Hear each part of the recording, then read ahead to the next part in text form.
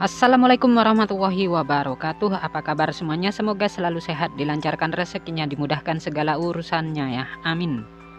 Di video kali ini saya akan berbagi informasi mengenai aturan terbaru bantuan sosial PKH tahap pertama tahun 2024 di bulan Januari tahun 2024. Kira-kira ada aturan terbaru seperti apa ya? Maka dari itu simak terus videonya sampai selesai agar supaya tidak ketinggalan informasinya. Oke, langsung saja pada berita pentingnya ya, yaitu peraturan bantuan PKH di tahun 2024 mendatang. Nah, untuk para KPM PKH dimanapun kalian berada, jadi di tahun 2024 nanti ada aturan terbaru ya mengenai pencairan bantuan PKH di tahun 2024. Dimana untuk pencairan bantuan PKH di tahun 2024 itu masih sama ya, ada yang melalui kartu KKS, ada juga yang melalui kantor pos Indonesia. Dan nominalnya pun bisa berbeda-beda ya, tergantung komponen yang dimiliki. Selain itu juga sudah ada peraturan yang sudah ditetapkan dalam hal pencairan PKH di tahun 2024. Jadi untuk bantuan PKH itu adalah bantuan bersyarat ya. Jadi harus memiliki komponen PKH seperti anak balita, anak SD, anak SMP, dan anak SMA. Kemudian penyandang disabilitas berat dan juga komponen PKH lansia serta komponen ibu hamil. Nah, itu adalah komponen PKH ya. Jadi bukan hanya anak balita atau anak sekolah saja, tetapi ibu hamil pun sama masuk kategori komponen PKH. Kemudian dari 7 komponen bantuan PKH tersebut, ada 13 kriteria yang menentukan bantuan PKH-nya bisa cair. Jadi yang pertama peraturannya itu adalah kalian harus terdaftar di dalam DTKS.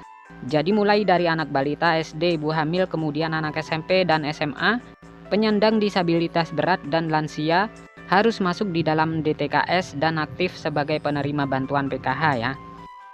Kemudian peraturan yang kedua, di dalam keluarga maksimal hanya 4 komponen saja yang bisa masuk ke dalam pencairan bantuan PKH. Jadi maksimalnya itu adalah 4 komponen. Kemudian peraturan yang ketiga, prioritas bantuan PKH yang memiliki komponen datanya itu harus aktif dan padan antara di DTKS dengan Dukcapil. Nah, itu adalah yang harus dipatuhi ya, karena bansos itu datanya harus padan dan valid, jadi tidak boleh ada perbedaan. Kemudian peraturan yang kelima, jika kalian terdaftar sebagai penerima bantuan PKH anak sekolah, baik itu SD, SMP maupun SMA, datanya harus terdaftar di aplikasi Dapodik sekolah masing-masing dan datanya padan dengan DTKS, jadi tidak boleh ada perbedaan. Selanjutnya peraturan yang keenam, untuk komponen PKH balita yang disebut sebagai komponen PKH balita itu adalah hingga anak yang kedua saja ya. Apabila ada balita ketiga ataupun balita keempat dan seterusnya, maka sudah tidak dapat dibilang penerima PKH lagi ya, karena cukup dibatasi sampai balita kedua saja. Selanjutnya untuk komponen anak balita umurnya itu adalah umur 0 sampai dengan 6 tahun. Jadi jika sudah lewat 6 tahun itu bukan kategori anak balita lagi ya, tetapi sudah masuk ke jenjang anak sekolah SD. Selanjutnya peraturan yang ke-8 yang dianggap komponen disabilitas itu hingga 4 orang saja ya. Jadi maksimalnya itu ada 4 orang ya yang bisa menerima bantuan PKH disabilitas dalam satu keluarga. Kemudian selanjutnya untuk komponen lansia, peraturannya adalah yang dibilang komponen PKH lansia sama ya, seperti penyandang disabilitas, yaitu maksimal 4 orang saja yang masuk dalam pencairan PKH. Jadi dalam satu keluarga maksimal 4 orang ya, untuk penyandang disabilitas dan komponen lansia.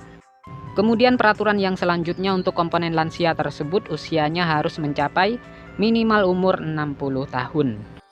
Kemudian yang selanjutnya untuk komponen cucu itu juga bisa masuk ke dalam pencairan bantuan PKH asalkan lolos sebagai penerima dan memenuhi persyaratan. Kemudian peraturan yang selanjutnya untuk komponen ibu hamil. Nah, yang dianggap atau dibilang komponen ibu hamil adalah hanya sampai kehamilan yang kedua saja.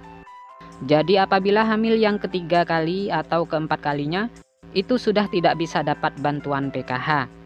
Jadi sudah tidak bisa dihitung komponen PKH lagi. Kemudian peraturan yang terakhir, jika di dalam anggota keluarga memenuhi atau memiliki lebih dari satu komponen, maka yang dianggap penerima bantuan PKH adalah dari nominal yang paling tertinggi dahulu ya. Misalkan ada anak penyandang disabilitas, kemudian juga memiliki anak normal yang bersekolah di jenjang SD. Sedangkan untuk nominal penyandang disabilitas dan anak sekolah SD itu nominalnya berbeda-beda ya. Lebih besar penyandang disabilitas dibanding dengan komponen anak SD. Maka yang masuk komponen PKH adalah komponen disabilitas yang didahulukan. Jadi sudah jelas ya, itu adalah peraturan bantuan PKH di tahun 2024. Nah, sekian dulu, semoga video ini bermanfaat. Sampai bertemu di informasi selanjutnya. Assalamualaikum warahmatullahi wabarakatuh.